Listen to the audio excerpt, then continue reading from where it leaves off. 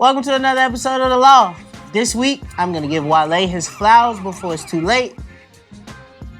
Can we talk about there's this group of rappers who get this special privilege for being this magnificent superstar rappers, and I'm sick of it. And also, it's festival season, and it's time to talk about some of these festivals, specifically this Lovers and Friends ones. I don't believe it. This week on The Law. Welcome to another episode of The Law. I'm your host, Meezy Blvd. As you know, this is a show where I usually get my opinions off, and you can tell me if I'm loud and wrong, or you can be like, hey, this guy knows what he's talking about. Before I get started with this week's episode, I would be saddened if I didn't start this week's episode off with saying rest in peace, Pop Smoke. Pop Smoke is a rapper from New York. He's up and coming. He's popping. If you've heard the song Welcome to the Party, Dior, Christopher Walken, he had a couple of hits. If you watched The Law, I talked about it last week. He was one of the first guys I had to apologize to in Walking Back, in Operation Walking Back.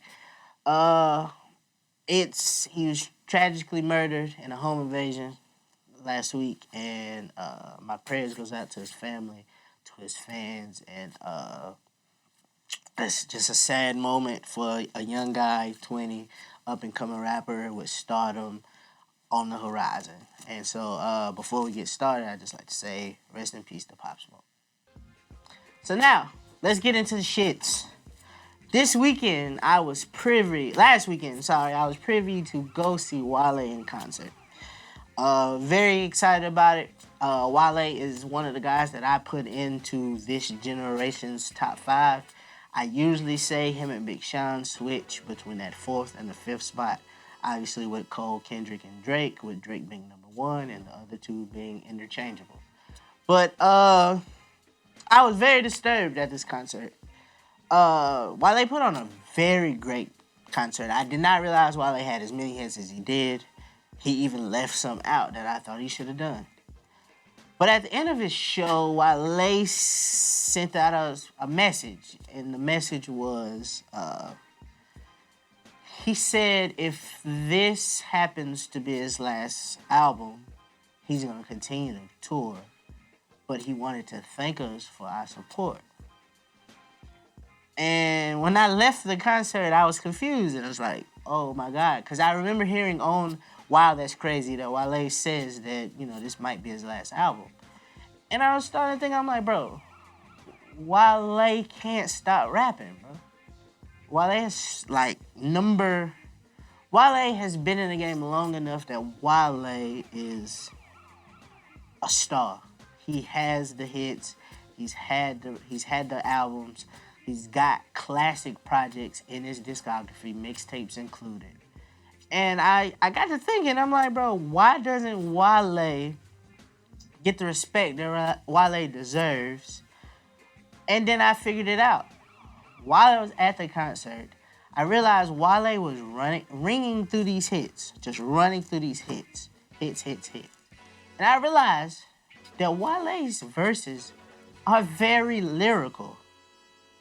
Wale uses a lot of words that go overhead, the poetic genius himself. He says a lot of poetic and lyrical things that go over heads, but they're ingrained in hits, like Bad, where you know the hook. Even on Chill is very lyrical. He never has verses that have, stop lines, like, I only love my bed, or my mama, I'm sorry. There's never any, first thing first, rest in peace, Uncle Phil's in his catalog. They're all very tactical lyrics and very, very lyrical that go over heads. And so I was like, maybe that's why, because he is one of the only rappers of this generation who is very lyrical, very lyrical. So then I started to think, well, if that's the case, because people love lyrics, it can't be that. What else could it be? So then I got into an argument on Twitter with this guy about, the guys in his peer group out-rap him. And then I had to tell him, no, Wale is literally as good of a rapper as those other 4 guys, if not better. And so then I had to tell him, I only think Wale doesn't get the credit that he deserves because Wale isn't a likable person. Wale's had instances where he's felt insecure and underappreciated. He spazzed out on Complex, while as Drake is Mr. Nice Guy. Everybody loves Drake. J. Cole has this fan base of people who just think he's nice. And Kendrick is so mysterious and he has this smile on his face that you never get a chance to see his personality. But with Wale is a guy who wears his emotions on his sleeve. If he's upset, it comes out in the music. If he's troubled, it comes out in the music. It comes out on Twitter. It's all of these things that don't make him likable. Well, he's not likable because of it. Sorry for the language.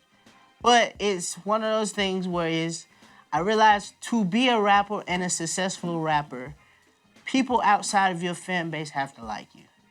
And so I realized that was one of the instances. And it saddens me to hear that because I believe that is one of the reasons he's stopping.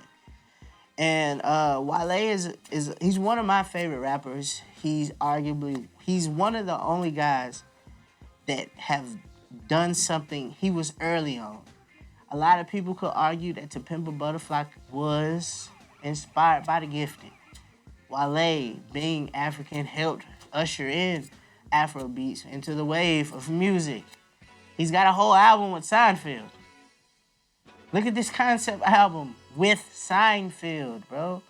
Nobody's doing this. He's been ahead of his time for a long time. You know what I'm saying? It's just, I feel bad for him. So, Wale, if you're watching this, and I'm asking you, right here, right now, please don't make this your last album. We're in a place where you're needed. Because I believe you speak to some of us who feel the same way you do, at times unappreciated, unloved, and unable to express the way we feel, and it doesn't come out naturally. Somehow you find a way to do it, and for that I want to thank you and ask you not to stop. From The Law with Meezy Blvd to Wale. Thank you. All right, moving along. Last week, Jay Electronica got the internet up in an uproar by announcing that he has an album coming out. He said he's been working 40 days and 40 nights on some biblical shit out there. That he's releasing an album after a decade of us waiting for an album from Jay Electronica. There has been rumblings that this may be a semi-joint project with Hove. That's the one reason I'll listen to it. One of the big ones. But it got me to thinking, bro. Why do we care about this in 2020?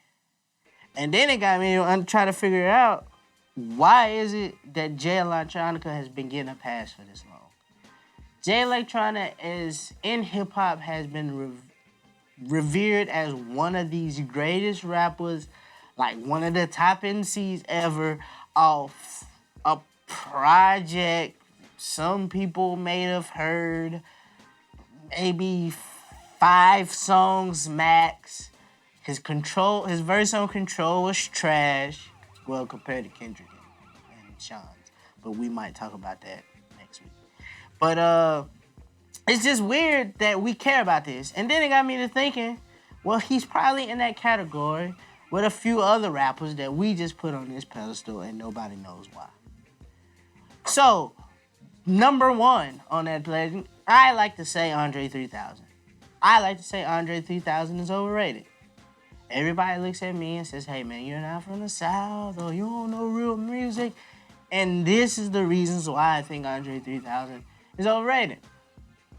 Andre 3000 technically only gave us one project, The Love Below.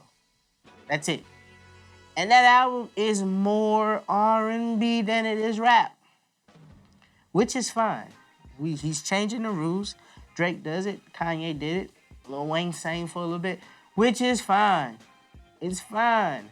But what I don't understand is, why do we keep giving him a pass for showing up every 2 years with a verse on a song, and then we just call it the amazing thing ever, and then he disappears again? Where's the project? I know I saw the interview. Everybody saw the interview with him and Rick Rubin, and he talked about not feeling rap, not being in the mood to make music, which is completely fine. But I feel like we got to take him off this pedestal. I need to know why we don't put Big Boy beside him. Everybody always talks about Outkast being the greatest group, the greatest duo, not group, duo, because there is a difference. They always talk about Outkast being the greatest duo ever, but yet, for some odd reason, Andre gets shot up to the top of the list by himself, and arguably in people's top 5, and Big Boy is just laying on the wayside. Don't nobody ever want to talk about that. I don't think it's an album in Outkast discography that Andre out-rapped Big Boy. And I think we give Andre a pass for only giving us Love Below and not having to work effortlessly. Big Boy's giving us at least 5 solo projects. We don't judge those in the same category as we would anybody else. So I'm just trying to figure out what it is that we need to do to give Big Boy some love in this argument. Let's talk about America's favorite song, America's #1 hip-hop song. Andre 3000 has the 3rd best verse on International Players Anthem. Everybody knows Pimp C has #1, Big Boy has #2, and Andre has #3. And we only give Andre #2 sometimes because of his ability to rap without the drums. Had that beat changed, had that beat flipped, and he'd have tried that soft, I typed a text mess, we'd have been like, nah, Andre, you gotta change that, fam. We would have said that. But we give him a pass for being Andre, and none of us understands what Andre is. Giving that statement, I thought about another person. And I hate to say this, but I'm gonna say it. Lauryn Hill is overrated. Point blank, period. Lauryn Hill was in a group with 2 guys that could not rap. Nobody's ever said, hey man, turn that Praz up or turn that Wyclef up. I don't care how much he called 911 or how long he was gone till November. Nobody's ever asked for that. So obviously she'd be the standout star on the album when you only gotta out-rap niggas that can't rap. So then we go into this whole, but what about Miseducation of Lauryn Hill? We're not calling her a good female MC because that album's an R&B album. If you want to tell me she sings well, all right, bro, I got it. That's good. She's got hits on there. There's at least 7 songs on there that hit. But then there's no follow-up project. We don't know if Lauryn could have missed. Lauryn ain't gave us a chance to miss. But we just putting her on this pedestal like it matters. I don't understand, bro. We saw her damn Unplugged album. It's only like 7 guitar strings and her talking, rambling nonsense. I just don't understand. I don't get it. Why do we keep putting these people up there? Take these people down. Show the love to some people who probably deserve it.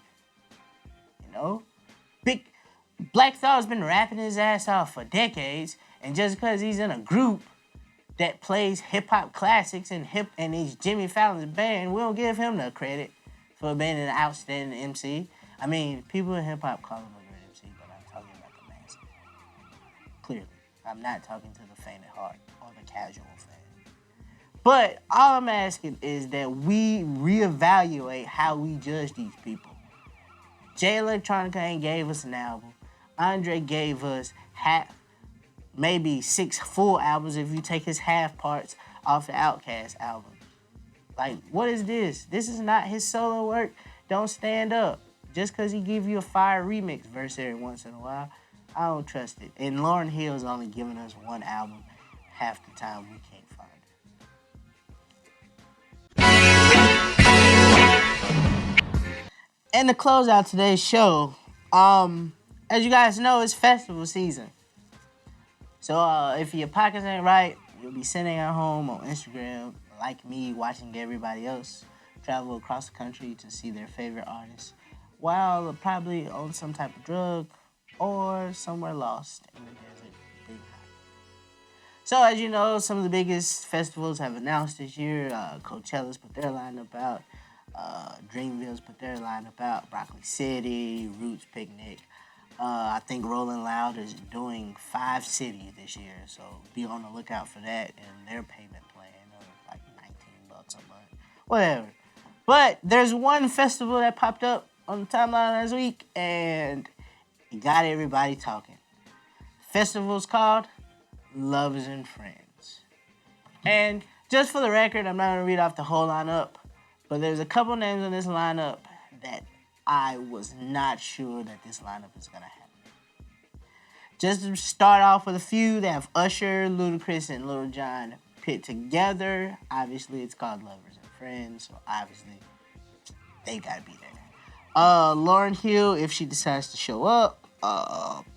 Summer Walker's there. If she decides to show up, we can do a whole segment that Summer Walker is the new. All right, never mind. We got T-Pain. For some odd reason, Brandy and Monica are there together. Their names are the same size and they're side by side. I can't figure out who's gonna do Boy Is Mine first. It would be dope if they went on before each other and they did it together. I don't know. Anyway. No, who won the boy? The boy. Boy probably owns the Monica because Monica got guns. So she kicked in her door and slapped the chick. I'm just saying. But and Brandy probably couldn't make it because she was probably in a terrible car accident. But a few other names just to make it Lil' Kim, a couple names we haven't heard from in a long time: Frankie J, Baby Bash, Nina Sky, and Montel Jordan's apparently gonna treat it like it's Friday and he just got paid. But the list of that looks fraudulent. A couple of people came out to say that their deposit hadn't hit and they ain't a part of this and take their name off the flyer. And the thing about it is the flyer looks fake. And my thing with this is, what's the deal with all these freaking festivals, bro? They expect us to go to California, the middle of nowhere in California, go to Vegas, LA, go to LA. Oh, Coachella's where? In the middle of the desert. I can't get, then I gotta drive or fly to Philly for Roots Picnic, go to Governor's Ball, go to Miami for Rolling Loud, go back to Vegas for Day and Night. There's a lot of festivals, bro. We don't got that much money. And we're your biggest consumers. Relax, bro. Tyler's going to show up somewhere and he's going to have a festival sometimes. Do I decide to go to OVO Fest this year? I don't know what to do. And it's making me nuts. It's just like, bro, you got to pick one. But I like all of these artists. Or you could be like this, like Meg Thee Stallion, and book Lovers and Friends and Broccoli Festival on the same day and get to both of them. I don't know how that's going to happen. I don't know how that's gonna happen, but I just feel like I read an article online that said festivals are dying. I feel like a lot of these festivals should steal from Coachella and stream it, live stream it, get these views up, get the sponsorships to pay for this, then stream them, and then that'll draw in like, hey, I watched this. Oh, Made in America. Shit, I forgot about Made in America. It's just a lot to do, and it's a lot of pressure on me to be the guy to have to decide who's worthy of giving my money to. Aside, not to mention that at some point this year, I'm sure our favorite artists are gonna put out albums and go on tour by themselves. I'm sure Drake is gonna go on a world tour this year. If Beyonce decides to drop, I'm sure she is, and I'm sure Rihanna at some point, please, when she drops, she's gonna want to go on tour. So there's a bunch of people we want to see in tour. I know the festivals are convenient because you can see more than one person in a night on a stage. But my biggest problem is you got 4 stages, bro. Now I gotta pick who I want to go see at what stage at what time and run back and forth, bro. I'm old and out of shape. I'm fat. I don't want to have to decide on seeing the baby at 4:45 or seeing Lil Baby at 5 o'clock, bro. Just make it easy on me. Like, please. Make it easy. Top 3 festivals that you definitely want to go to. I don't want to go to any of the festivals. I can't do it. I can't be out there all day. I have to sit down at some point. I cannot. I have to sit down at some point. I've got to either get enough to drink water-wise or enough to drink alcohol wise, and my pockets are slim to do either one or the other. I just can't do it. I cannot be outside all day. I cannot be sitting in the grass. I need a chair. I need my foldable chair with me and a cooler. I just have to. I can't do it. I cannot do it.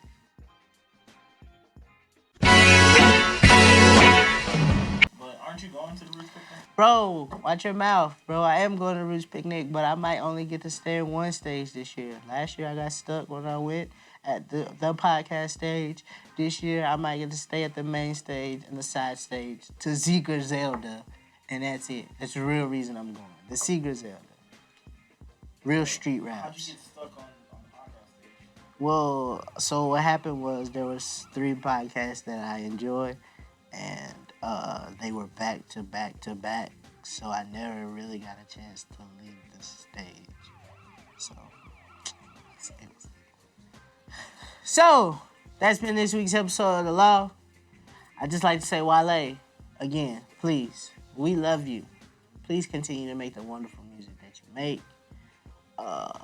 Stop putting Jay Electronica and Andre 3000. Is anybody knows that those 3 rappers, you never see them either? They just vanish off into the world. That should be enough for you to take them off the list. And if you got money to go all of these festivals, my DMs are open. My name is Meezy Blvd. I'm an Aquarius. I like my walks on the beach. I do have a girlfriend, but I can bring her too. So that's been this week's episode of The Law. Before we get out of here, again, rest in peace to Pop Smoke. We love you.